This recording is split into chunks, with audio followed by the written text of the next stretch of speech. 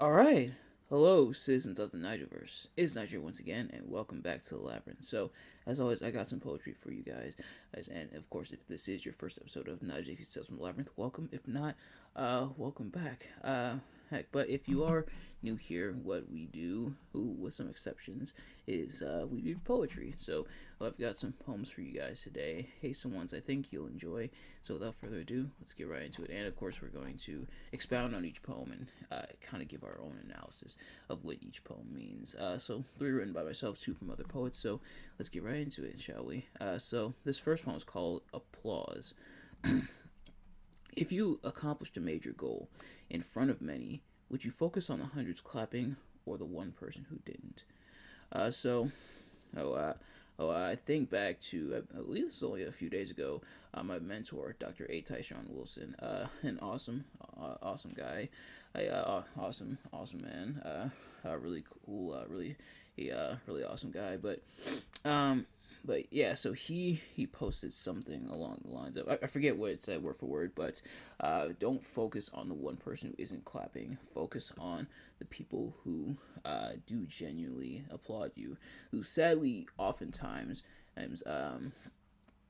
even when we accomplish something and we naturally want all of the people that we are associated with, all the people that we call friends or family, to be in our corner and really hype us up, really support us, really show their support.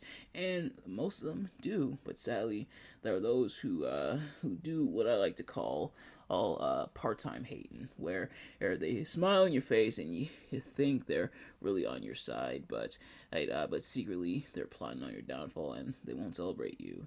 And you could choose to focus on them. And admittedly, sometimes it's hard not to. Like, at least take note of them, and take note of them, that the person who's not celebrating you when everybody else is. But also look at all the people who are celebrating you, and don't just accomplish your goals for applause. Do it for you, obviously. But when you accomplish something, there are going to be people who are genuinely in your corner, who genuinely want to see you succeed, and who will be happy. They'll be cheering their heads off. They'll be cheering. They'll be happier than you are. Like, yeah, woo, yeah.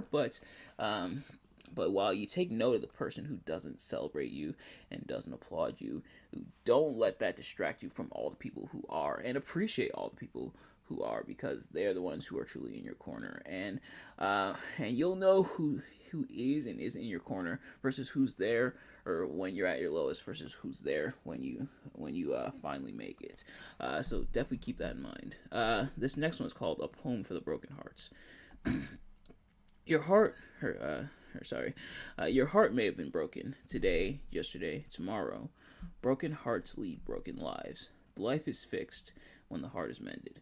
As someone who's has heartbroken a few times in life, it can be difficult, but taking that heartbreak into the rest of your life and not moving on from that and letting that go. And granted, that's easier said than done. It's oftentimes not easy to do, but taking that with you, who not only will it debilitate you, and not only will it prevent you from moving forward in life, but then, and what people often do is they take that heartbreak that they've experienced, in a different part of their lives, and they bring it over or to other parts of their lives and take it out on people who had nothing to do with that, and it ruins them. And sadly, I've kind of been on both sides of that.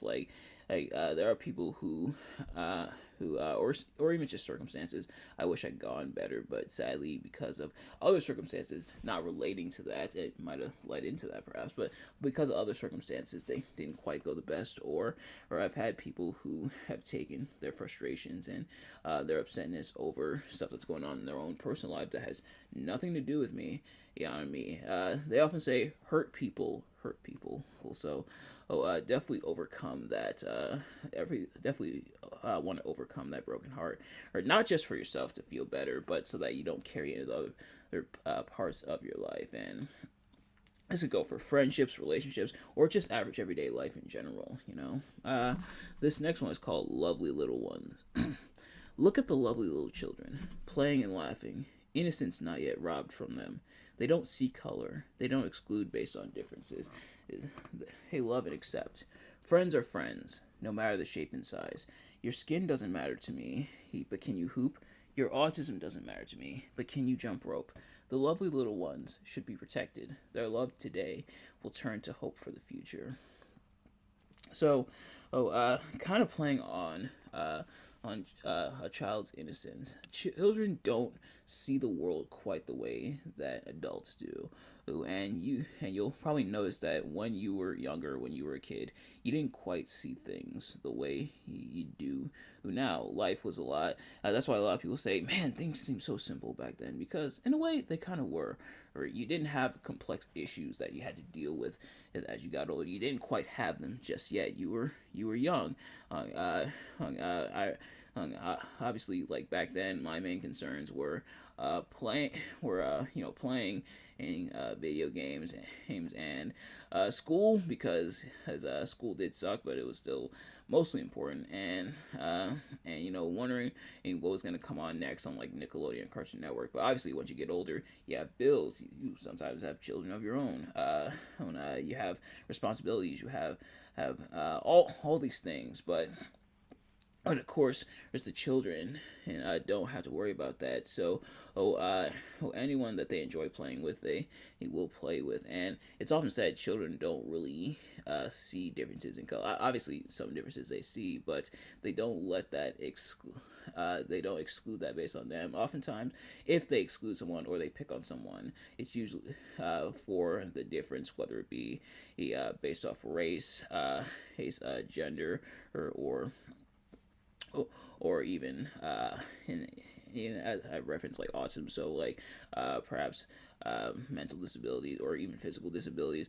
Oftentimes, it's because that's taught, and sometimes it is developed by the children on their own, and that is concerning, of course. But oftentimes, that's taught. They're taught that hatred. They're taught those prejudices. So always keep that in mind, and definitely keep that in the back of your mind. But also let the children be children. That childlike innocence that we may not have as much as an adult. So some people do have it kind of to an extent. Excuse me, but oftentimes the innocence that's mostly gone, let the children hang on to that until it's time for them to let that go and move on in life. But this next one is called Munich Winter 1973, for YS, and this is by James Baldwin. In a strange house, a strange bed, in a strange town, a very strange me is waiting for you. Now, it is very early in the morning. The silence is loud. The baby is walking about with his foaming bottle, making strange sounds, and deciding, after all, to be my friend. You arrived tonight. How dull time is, how empty, and yet, since I am sitting here, lying here, walking up and down here, waiting, I see that time's cruel ability to make one wait is time's reality. I see your hair, which I call red. I lie here in this bed. Someone teased me once, a friend of ours, saying that I saw your hair red because I was not thinking of the hair on your head. Someone also told me, a long time ago, my father said to me, "It is a terrible thing, son, to fall into the hands of the living God." Now, I know what he was saying. I could not have seen red before finding myself in this waiting bed. Nor had my naked eye suggested that color was created by the light falling now on me in this strange bed, waiting where no one has ever rested. The streets, I observe, are wintry. It feels like snow, starlings circle in the sky, conspiring, together and alone, unspeakable journeys into and out of the light. I know I will see you tonight, and snow may fall, enough to freeze our tongues and scald our eyes. We may never be found again. Just as the birds above our heads, circling, are singing, knowing that, in what lies before them, the always unknown passage, wind, water, air, the falling light, or the failing light, I should say, the failing night, the blinding sun, they must get the journey done. Listen, they have wings and voices, are making choices, are using what they have. They are aware that, on long journeys, each bears the other, whirring, stirring, love occurring in the middle of the terrifying air. So, quite a bit going on in this poem, as James is describing here, and And right off the bat, the person he could be talking about, addressing, could be the YS person that the poem is dedicated to in the title here. And considering this is in Munich and winter, I'm guessing this takes place in the winter time in Munich, Germany.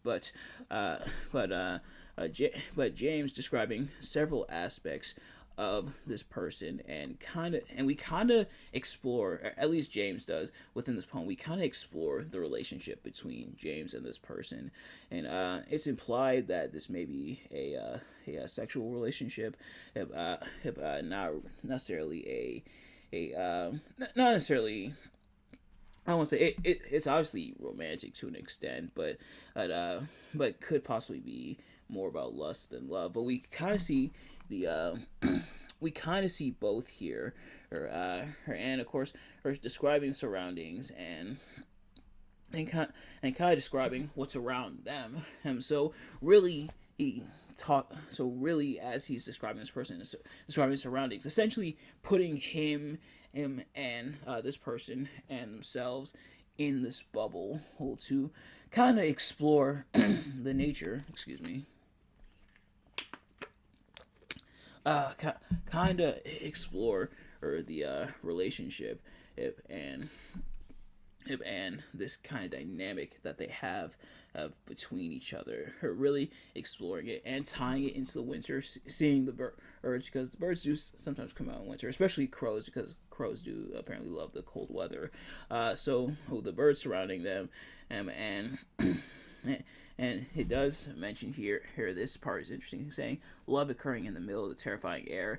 Or so comparing the birds and their love in the air to the relationship. So everything is kind of connected. All the pieces are connecting one and another, or not just with this person, but tying this to the winter, and considering how specific the title is as well as the description, that being Munich winter in 1973. And this person and all these seem to be tied together. This person, this year, or this city, this time. So in a way, James reminiscing about the time he spent with this person and the dynamic of the relationship that they had at this time. So I think a lot of this does boil down to a lot of reminiscing, and of course, there's nothing wrong with that. But interesting way to go about it. How, and I do like how a lot of things are tied together or here within the poem. And then this last one is called Winter Morning, and this is by James Cruz. And excuse me, just a moment. When I can no longer say thank you for this new day and the waking into it, for the cold scrape of the kitchen chair and the ticking of the space heater glowing, orange as it warms the floor near my feet, I know it's because I've been fooled again by the selfish, unruly man who lives in me and believes he deserves only safety and comfort.